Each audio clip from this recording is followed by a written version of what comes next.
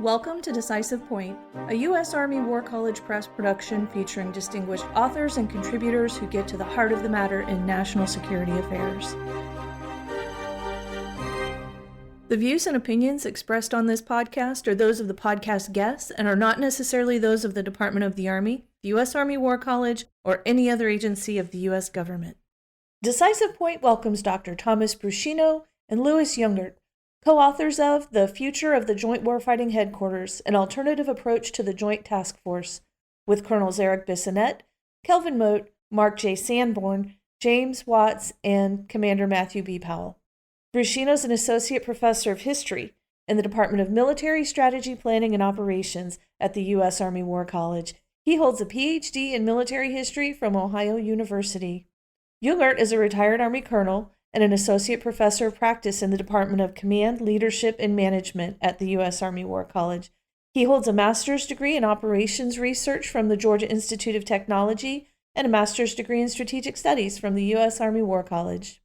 Welcome to Decisive Point, gentlemen. Happy to be here. Yeah, it's great to be here. Great. Let's just jump right in here. Your work offers an alternative approach to the Joint Task Force for Joint Warfighting Headquarters. Give our listeners some background. Why the need for change? So Stephanie, Tom, and I were teaching, this was 2 years ago, in the Carlisle Scholars Program. And in the Scholars Program, there's a requirement that the students do 2 additional research projects.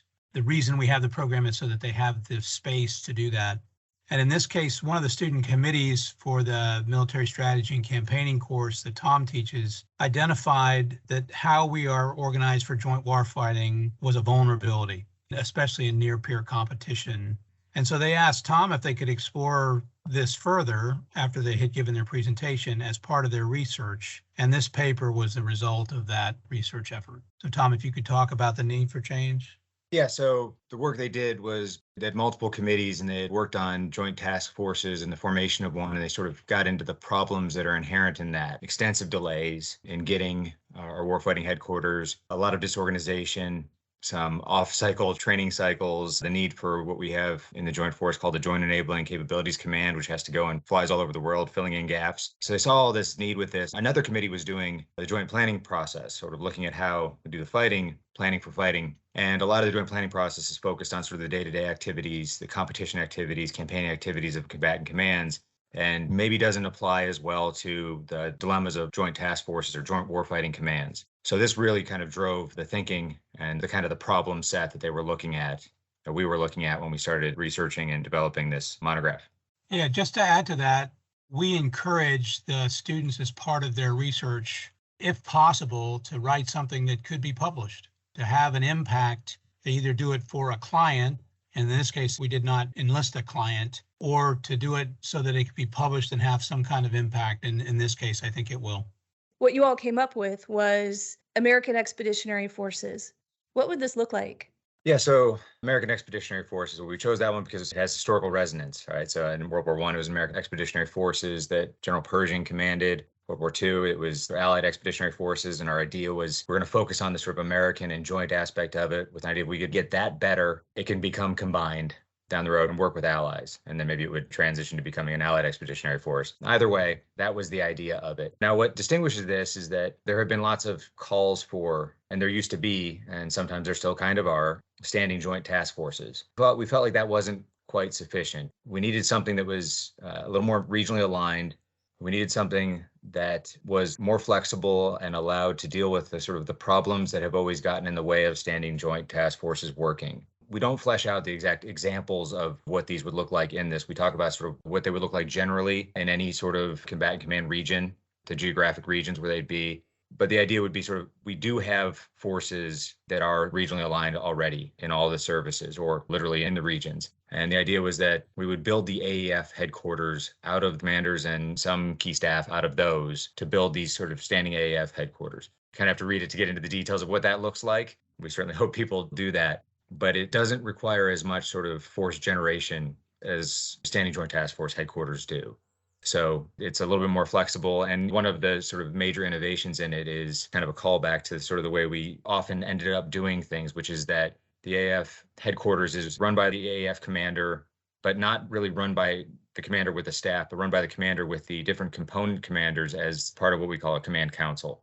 And so we sort of set up a whole bunch of ways that they could operate, and they could do the detailed planning in each of the components, and that a lot more of the conceptual ideas of how they're going to operate as a joint force, allow for better interoperability, will happen because the conceptual stuff will be happening among these commanders who are thinking about the sort of bigger picture. And they're really working together and knowing what their components are specifically able to do. It's very difficult, and we say this in there, it's very difficult for even the best, most joint educated Army officer or Air Force officer to know how an Air Force wing operates if you're an Army officer, or how an Army Corps operates if you're an Air Force officer, and throw in fleets and MAGTFs and all of that. And you can see how confusing it gets. And it's only going to get more so when we start bringing in Space Force assets, Cyber Force assets. We need the people who do that for their business to be able to sort of talk to the commanders and think about how they're going to work together, instead of having a spun up Army staff become a joint staff and try to run these formations.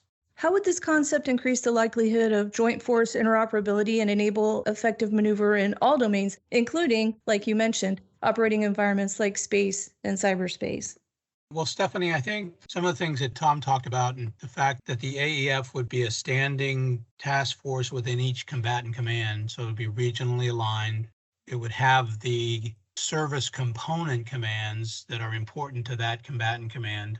So in Indo-PACOM, the Navy staff of that component command is very robust because it's mostly a Navy headquarters. So they would have those capabilities within the service component command.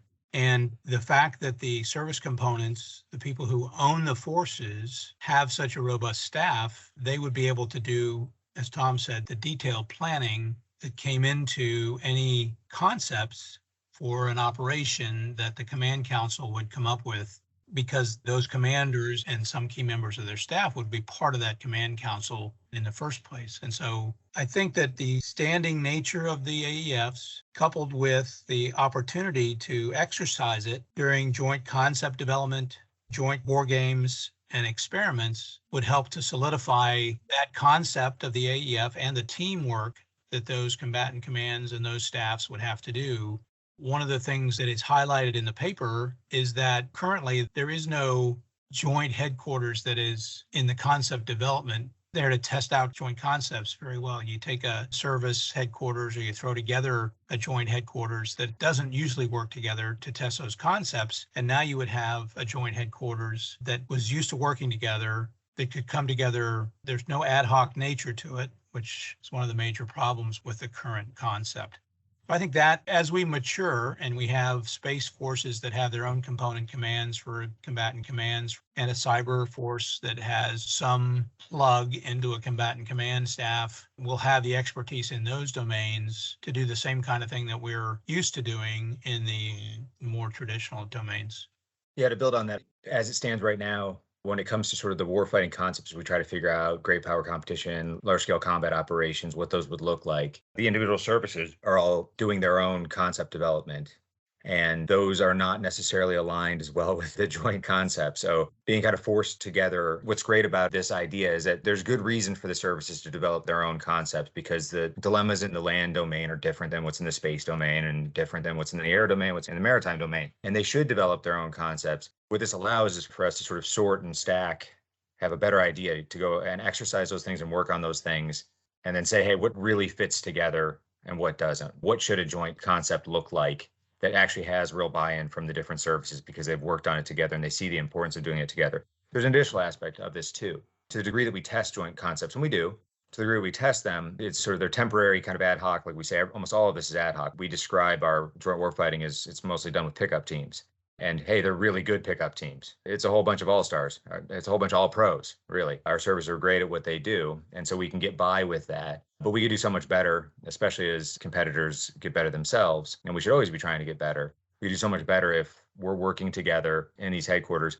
And then part of this, too, is that not only do they exercise it together, they're going to be the ones who fight it together, if necessary. This is extremely powerful, just on the most basic sense of having already well-developed relationships, standard operating procedures. We allow for room in this. It's not a very rigid concept that we've developed in here. We allow for a lot of room for them to develop their own best practices.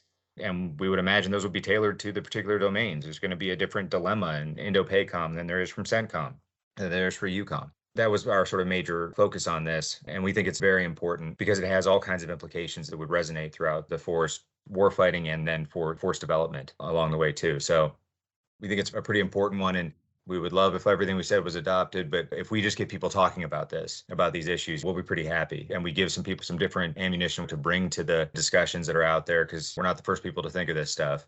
But we were sort of stunned about how many inefficiencies we have in our current system, how much disorganization we've had, how much we've had to kind of patch these things together and do things on the fly.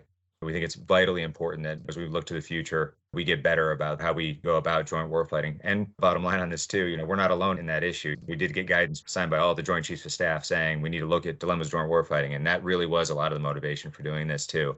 So this is our modest contribution to a very, very big problem, and we hope it has some effect.